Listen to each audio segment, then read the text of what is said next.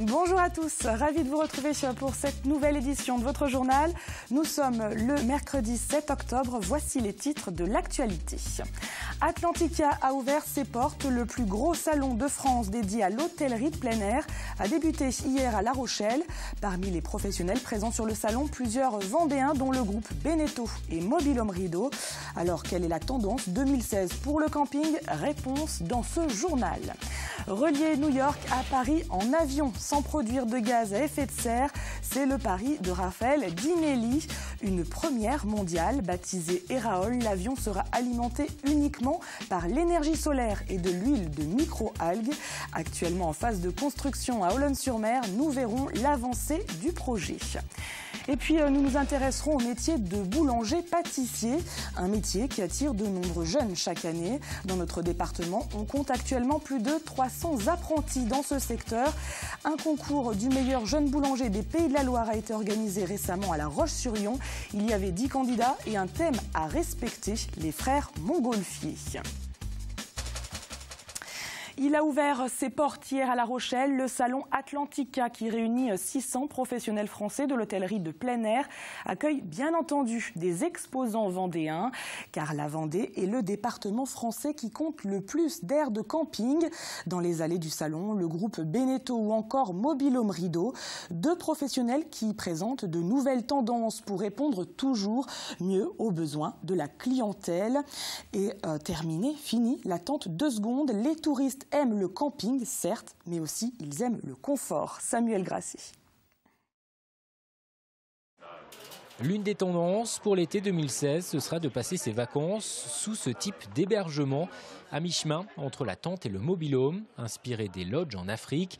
Même les acteurs les plus importants du marché s'y sont mis, comme Mobil-Home Rideau, la société vendéenne qui fabrique chaque année 1500 mobil-homes dans son usine de Venanceau, a dû s'adapter depuis 2-3 ans à la nouvelle demande des propriétaires de camping. Le client camping s'adresse maintenant à des segments de clientèle qui veulent sortir du standard, du traditionnel, et qui recherchent à travers le camping une expérience un petit peu atypique, y compris dans l'hébergement. Et la société vendéenne a d'ailleurs fait appel à une animatrice de M6 pour épauler son designer et pour développer son nouveau concept d'hébergement baptisé Maori et qui veut se fondre dans la nature. C'est une structure dure telle à mobil-home, mais la couverture effectivement est molle, c'est comme une toile.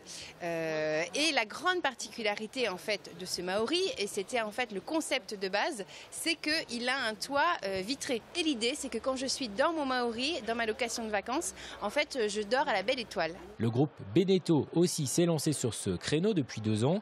Présent déjà sur le marché des mobil-homes avec ses 2 marques, O'Hara et IRM, la société vendéenne a développé il y a 2 ans une 3e entité, Coco Suite, pour développer et commercialiser ces nouveaux types d'hébergement qui reprend la structure du mobil-home et le revêtement en toile de la tente. On est en plus sur une forme de commercialisation particulière puisqu'on est sur la location longue durée. Donc là aussi, il y a quelque chose de très innovant. C'est-à-dire que pour un coco, pour 69 € par mois, vous pouvez louer un coco et pendant 7 ans et on vous le reprend au bout de 7 ans. Donc on est aussi dans une forme de commercialisation très particulière qui est différente du mobil-home qui s'achète simplement. L'objectif avec ces hébergements entre tente et mobil-home, c'est aussi donc de permettre aux gérants de camping de renouveler plus souvent leur hébergement et d'alimenter donc le marché qui a souffert ces dernières années de la crise. Et puisqu'on parle de tourisme, ce changement induit par la loi NOTRe, votée le 16 juillet dernier, la loi transfère la compétence tourisme aux communautés de communes et non plus aux communes. La mise en application est prévue au 1er janvier 2017. Alors pour expliquer cette loi au directeur des offices de tourisme, une réunion a été organisée récemment. Et pour le directeur des offices de tourisme de Vendée, la loi aura des effets positifs, même si les points d'accueil vont diminuer. Dans le département de la Vendée, il y a 49 offices de tourisme, dont 3 syndicats d'initiative. Et demain, il y en aura entre 20 et 24, avec certainement des bureaux d'information pour compléter la géographie éventuellement. Donc, sauf exception, les offices de tourisme ne seront plus communaux, ils seront intercommunaux. Donc, beaucoup moins d'offices de tourisme, par contre des structures plus solides qui permettront, nous l'espérons en tout cas, d'aller beaucoup plus loin en termes d'accueil, en termes de promotion, en termes de marketing de destination. Sensibiliser à la sécurité routière dès le plus jeune âge, le Conseil local de sécurité et de prévention de la délinquance a organisé hier une action de prévention dans un collège d'Aizenay. Des classes de 4e et 3e ont pu écouter le témoignage de victimes d'accidents de la route et assister à une simulation d'accident, un moyen choc pour provoquer une prise de conscience. Il s'agit d'un niveau de 4e, donc c'est l'âge en fait, l'âge du cyclomoteur. Certains en ont déjà. Donc voilà, c'est des victimes potentielles, ils peuvent être auteurs d'accidents également. Le but, c'est de les amener à réfléchir, qu'il y ait une réflexion autour de ça et une prise de conscience. Et puis le préfet de Vendée vient d'annoncer le renforcement des contrôles routiers, une décision qui intervient après le décès ce week-end de 2 jeunes de 18 et 26 ans sur les routes vendéennes. Depuis le début de l'année, 27 personnes ont été tuées dans des accidents de la route. Les jeunes représentent un tiers des tués. Dans l'actualité également, ce mercredi, une enquête publique relative au projet de prévention des risques littoraux démarre pour la baie de Bourgneuf. Un PPRL, c'est un document qui vise à renforcer notamment la protection des populations face aux risques de submersion marine.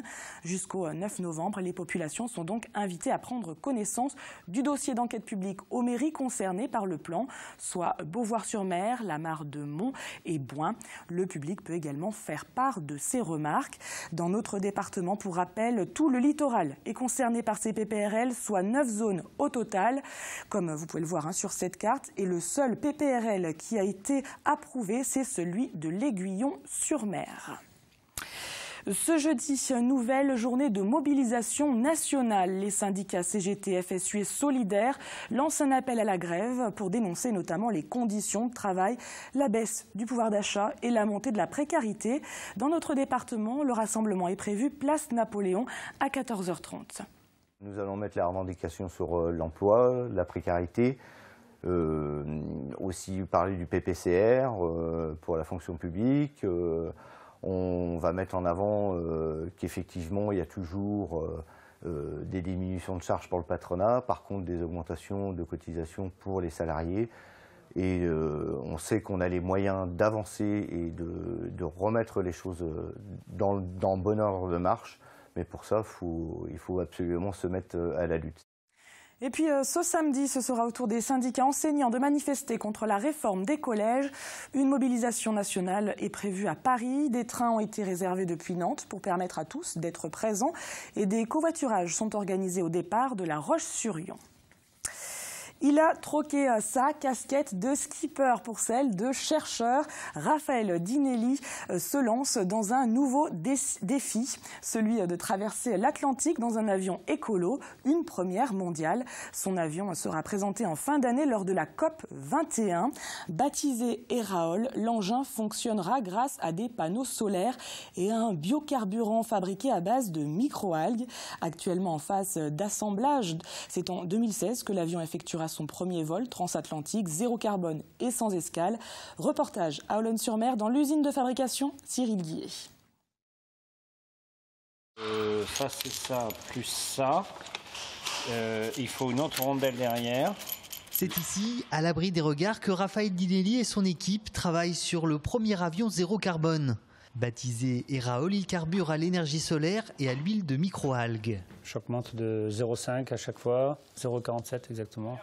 Équipée d'un centre de recherche et de développement, la Fondation Océan Vital travaille à l'optimisation d'un procédé breveté d'encapsulation de cellules photovoltaïques dans des matériaux composites minces et flexibles, les mêmes qui seront installés sur les ailes de cet avion.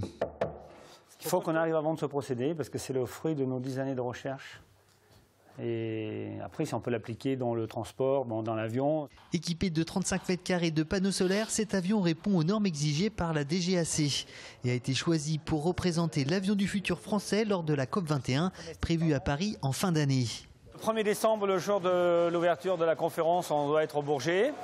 Et puis vers le 7-8 décembre, on va inaugurer l'avion. On va faire un tour de piste, un décollage, un atterrissage devant la presse, les chefs d'État. Et on va montrer au monde entier qu'on peut, dès aujourd'hui, avec la technologie et l'innovation, créer l'aviation de demain et trouver des solutions intéressantes pour éviter les gaz à effet de serre. Et c'est Raphaël Dinelli lui-même qui prendra place dans ce cockpit. Après 4 ans de formation au pilotage et les agréments nécessaires pour se poser aux 4 coins du monde en poche, il tentera en avril prochain la traversée de l'Atlantique, comme a pu le faire Charles Lindbergh en 1927. Parce que pour l'instant, en vol électrique, personne n'a réussi à faire ce vol. Donc c'est une expérience aventure technique, aventure humaine, aventure médiatique. Il va falloir analyser en décembre, de par tous nos essais, tous les rendements, toutes les températures pour trouver cette fiabilité. Et puis après, on décidera de partir au mois d'avril à New York pour faire ces 60 heures et arriver exactement sur les traces de Charles Lindbergh au Bourget. Et lui, il a mis 33 heures parce qu'il volait plus rapidement que nous. Et nous, on est à 60 heures. Avec cet avion Eraol, Raphaël Dinelli se place aujourd'hui comme un véritable pionnier de l'aviation électrique. La rentrée culturelle, le département vient de dévoiler la programmation de Vendée en scène. C'est la 4e saison de cette opération. Jusqu'au mois de mai, 24 spectacles sont programmés dans 24 communes du département. Beaucoup d'artistes locaux encore cette année, mais aussi l'Orchestre national des Pays de la Loire. L'an dernier, 7500 personnes avaient assisté à Vendée en scène, une saison culturelle que le département veut ouvrir à tous. Le concept, c'est amener la culture au plus proche des Vendéens. Aller aussi dans des communes, dans des salles qui n'ont pas l'habitude de recevoir de grands spectacles. Une autre spécificité de Vendée en scène, c'est de s'adresser à des publics jeunes, de faire en sorte que les publics scolaires profitent de toutes ces programmations culturelles. 320 baguettes sont produites chaque seconde en France. Le secteur de la boulangerie emploie environ 160 000 personnes et le métier fait encore rêver les jeunes. Dans notre département, plus de 3 000 apprentis ont choisi cette année cette filière et certains d'entre eux participent à des épreuves. Il y a quelques jours à La Roche-sur-Yon, était organisé le concours régional du meilleur jeune boulanger. 10 candidats se sont présentés. Croissants, pains spéciaux et baguettes tradition au menu de ce concours, Apolline Laurent. Être précis, minutieux, très concentré, c'est la recette qu'ont appliquée les 10 candidats à la sélection régionale du concours des meilleurs jeunes boulangers. Au menu, des viennoiseries, des pains spéciaux, des baguettes tradition et une composition à réaliser autour de l'histoire des frères Montgolfier. En tout, ils avaient 7h30 pour tout faire, de quoi inquiéter un peu Clément Giraud, l'un des candidats du Maine-et-Loire. Très stressé. Après, oui, très stressé. Je connais pas plus que ça les labos. Je suis plus dans mon. Quand on connaît pas le lieu, c'est vrai que c'est assez compliqué. Là, il va me rester pas mal de cuisson surtout à faire. Ouais, ça va être surtout ça, les cuissons. Je suis plus habitué normalement à un four ventilé au CFA, mais bon là, du coup là, il y a quasiment que des fours à sol, donc c'est plus compliqué. En effet, pas évident pour les candidats des autres départements d'arriver dans un laboratoire inconnu. En plus de gérer son temps, il faut être vigilant sur les cuissons et inévitablement quelques accidents de parcours arrivent. Mais cela ne semble pas trop préoccuper Baptiste Bouteloup qui dresse avec maîtrise ses grillés aux poires et à la crème pâtissière. Pour l'instant, ça va, mais j'espère être dans les temps. Mais, on verra. Car une fois le temps écoulé, ce sera au tour du jury de mettre les mains dans la pâte pour goûter et juger sur des critères bien précis les différentes réalisations. Ils vont mettre des notes sur le goût, les textures, enfin bon, tout ce qu'on a, voilà, je dirais la vue, et puis surtout, je vous dis, on attend cette créativité, cette originalité, qui va faire, je dirais, cette petite différence. Une différence qui permettra aux 3 lauréats d'aller se mesurer aux autres jeunes boulangers des différentes régions de France du 24 au 27 novembre prochain à Lannas en Ardèche. Un mot de météo, ce jeudi, le ciel sera plus lumineux, on alternera entre soleil et nuages. Côté Mercure, il fera 18 degrés au meilleur de la journée. Plus de détails dans un instant avec Armelle Pavageau. L'information, quant à elle, continue sur les réseaux sociaux. Et moi, je vous retrouve demain pour une nouvelle édition de votre journal.